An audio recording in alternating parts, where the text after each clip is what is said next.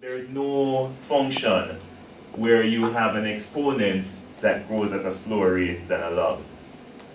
If you have n to the 0.00000001, it still grows faster than the log function, as long as the exponent is greater than 0. Alright, I think we're going to bypass the proof, because I think it's really important that we understand the master theorem, the math behind that one. I can't give you the starting point. You start by using the relationship. If that was true, then the limit, I may end up working it out. You gonna help me? So if that was true,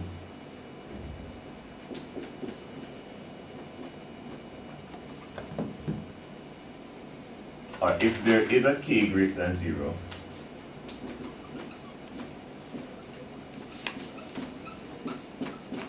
then the limit as n approaches infinity of n to the k upon log n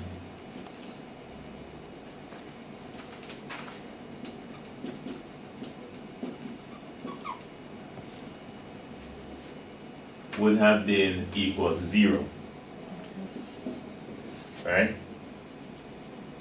Now, we can actually find that limit by using a relationship they call L'Hopital's rule, which states that if you have a function and you differentiate the function, then the rate of change of the derivative is the same as the rate of change of the original function.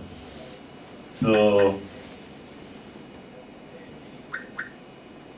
if I differentiate it, I'd expect the same relationship to hold. So using L'Hopital's rule,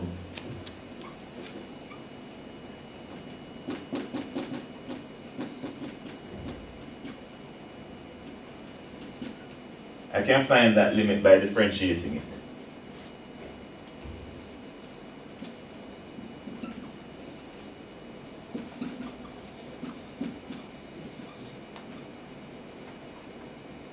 Of d by d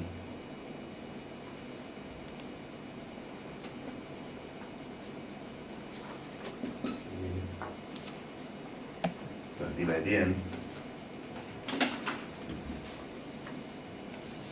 into the k upon d by dn of lgn.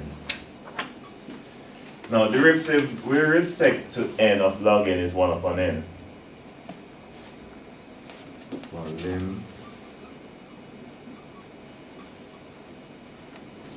you differentiate that, you end up with k times n to the k minus 1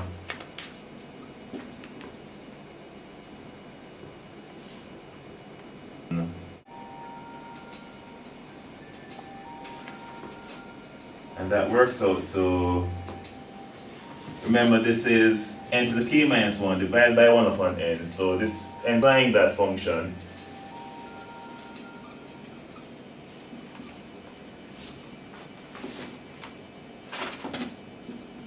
limit as n approaches infinity of kn to the k, which is, if n is approaching infinity, that limit will approach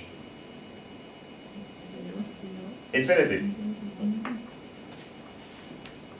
So we see the limit approach infinity.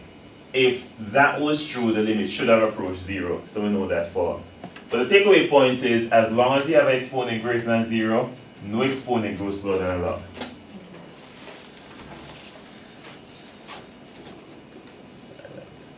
Of all of this was to make sure that we could actually solve those recurrence relations that we started working on yesterday.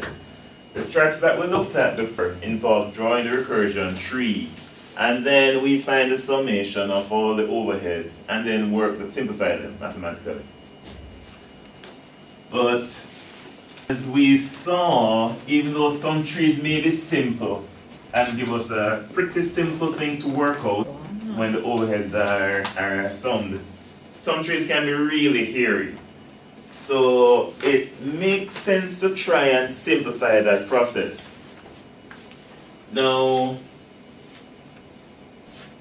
There are some guys, I don't remember exactly what the names are, but the name of the technique is a master theorem, who actually generated a certain class of recurrences, where the general form of recurrence is T of n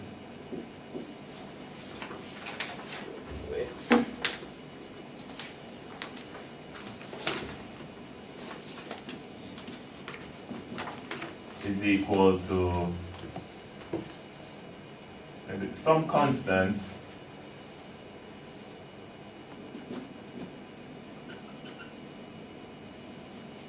n is equal 0 and a t to the n upon b plus f of n greater than 0.